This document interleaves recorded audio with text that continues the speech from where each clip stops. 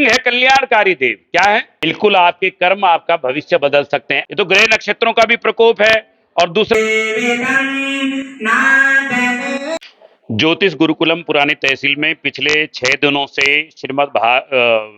शिव पुराण कथा का आयोजन किया जा रहा है और इसी उपलक्ष्य में आज यहाँ पर भव्य और दिव्य रूप से श्री रुद्राभिषेक पार्थिव शिवलिंग का पूजन किया गया। राष्ट्र कल्याण के लिए पूरे विश्व में आपदा आ रही है, भारत में भी आपदाएं आ रही हैं, प्राकृतिक प्रकोप हो रहे हैं, लोग अकाल मृत्यु के ग्रसित हो रहे हैं।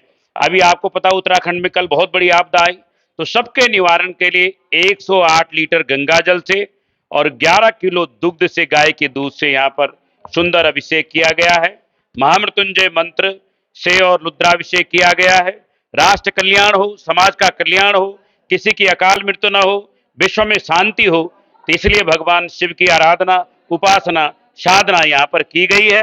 हम निरंतर हर वर्ष हर 6 महीने में राष्ट्र कल्याण के लिए यज्ञ, अनुष्ठान, पूजा पाठ, महामृत्युंजय जप करते रहते हैं। तो इसी कड़ी में आज श्रावण का महीना है, सुंदर अधिक मास चल रहा है। इस पावन पर्व पर यहाँ पर रुद्राभिषेक का कार्यक्रम किया गया। बिल्कुल पूजा पाठ जब तब से भगवान रुद्र प्रसन्न होते हैं और भगवान शंकर की कृपा से आपके कष्ट दूर होते हैं।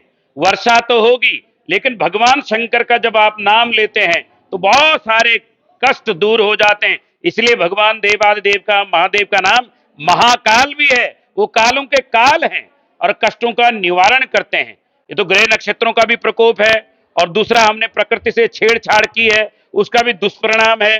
भगवान की बातें हम मानते नहीं, सुनते नहीं, जानते हैं लेकिन उनको मानते नहीं। लेकिन महाकाल रुद्र भगवान केदारनाथ जी से आज यही प्रार्थना की गई है रुद्राभिषेक के द्वारा कि संपूर्ण मानव जाति का कल्याण हो।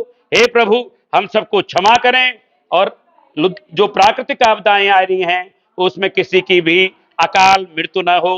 तो मैं धर्म गुरु होने के नाते हमारा दायित्व भी है, कर्तव्य भी है कि राष्ट्र कल्याण के लिए राष्ट्र देवता श्री भगवान शंकर का आह्वान करें, उनका पूजन करें, जिससे संपूर्ण धराधाम स्वस्थ रहे।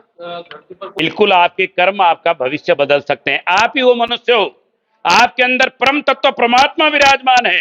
अगर आप सच्चे और अच्छे कर्म करते हैं तो प्रत्येक मनुष्य अपना भाग्य बदल सकता है, क्योंकि उसके अंदर भगवान ने गीता में भी कहा है कि मैं सबकी आत्मा में परमात्मा विराजमान है।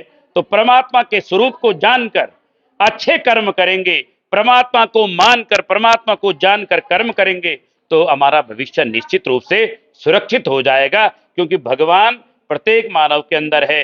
इसलिए भगवान शंकराचार्य जी ने अद्वैत के सिद्धांत के माध्यम से हमें बताया है कि तुम सब परमात्मा के स्वरूप हो, तुम अपना स्वरूप पहचानो, अच्छे और सच्चे कर्म करो। गुरुजी, ये जो आपके शिव महापुराण जी की जो पाठ चल रहा है, शिव महापुराण का पाठ यहाँ पर चल रहा है। 8 तारीख शाम को 6 बजे पूर्ण होगा और राष्ट्र कल्याण के लिए उसमें भी प्रार्थना की जाएगी। तो 3 बजे से और 6 बजे तक रोज यहाँ पर शिव महापुराण का पाठ चलता है, 8 तारीख तक चलेगा। आज हमारा व्याख्यान रहेगा कि हम कैसे कर्म करें और कैसे कर्म न करें जिससे भगवान शिव हमसे प्रसन्न हो जाएं, देवताओं का आशीर्वाद हमें मिले। तो आज का प्रसंग है हमारा, कर्मों की गति के कारण आदमी को अच्छा और बुरा फल मिलता है। अपने लिए मनुष्य स्वयं जिम्मेदार है, तो अच्छे कर्म करें तो शिव प्रसन्न हो जाते हैं। क्योंकि देवादिदेव महादेव ने जब समुद्र मंथन हुआ तो वहां विष निकला, भगवान ने उसको ग्रहण कर लिया, लेकिन गले से नीचे नहीं जाना दिया, तो नीलकंठ कहलाए। इसलिए हमें भी बुराइयों को अपने जीवन में दूर करना है, अच्छी सत्संगति करनी है, भगवान का नाम लेना है।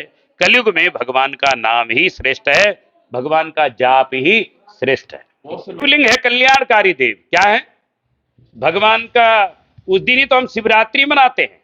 भगवान जो है अंधकार को दूर करने वाले हैं। शिव माने कल्याणकारी देव। तन में मनः शिव संकल्प मस्तु, मेरा मन शुभ संकल्प वाला हो। तो शिव माने कल्याणकारी देव। जो और तो सब देव हैं, लेकिन ये क्या है? महादेव, देवों के देव महादेव हैं।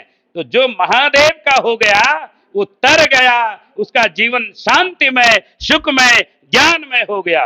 तो शांति सुमति अगर चाहिए, आजकल आप देखते हैं विवाद, विषाद, क्रोध, अहंकार, द्वंद्व, छल, कपट, राग, द्वेष, सबका निवारण भगवान शिव की शरणागति जो शिविका हो गया उसका जीवन मुक्त हो गया।